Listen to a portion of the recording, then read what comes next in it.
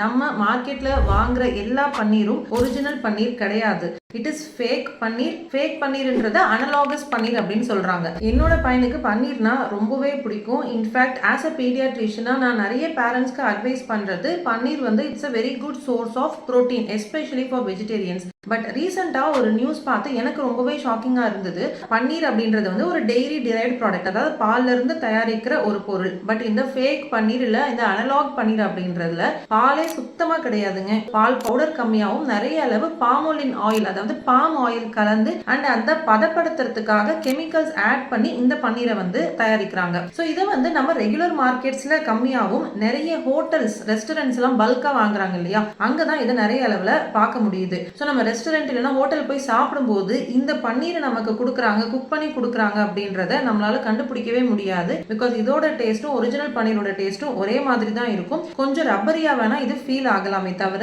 நம்மளால கண்டுபிடிக்கவே முடியாது. சப்போஸ் நம்ம மார்க்கெட்ல இருந்து வாங்கிட்டு வரோம், வீட்டுல செக் பண்ணணும் அப்படின்னா அதுக்கு ஒரு சில டெஸ்ட் தான் சொல்லியிருக்காங்க. அது எவ்வளவு ப்ராக்டிகலி ஃபீஸிபிள்னு தெரியல. பட் இது எப்படி நம்ம சால்வ் பண்ணலாம்? ஒன்று, நமக்கு டைம் இருந்ததுன்னா வீட்லயே பன்னீர் தயாரிச்சு நம்ம வந்து குழந்தைங்களுக்கு கொடுக்கலாம். இல்லை அப்படின்னா டெய்ரி ப்ராடக்ட்ஸே நிறைய நல்ல நிறுவனங்கள், ஃபேமஸான நிறுவனங்கள் இருக்கு. ஸோ அவங்களுடைய ப்ராடக்ட்ஸை வந்து நம்ம யூஸ் பண்ணி குழந்தைங்களுக்கு வந்து செஞ்சு கொடுக்கலாம். ஸோ இது வந்து ஒரு அவேர்னஸ்க்காக உங்க எல்லாரும் கூட ஷேர் பண்றேன். Thank you so much.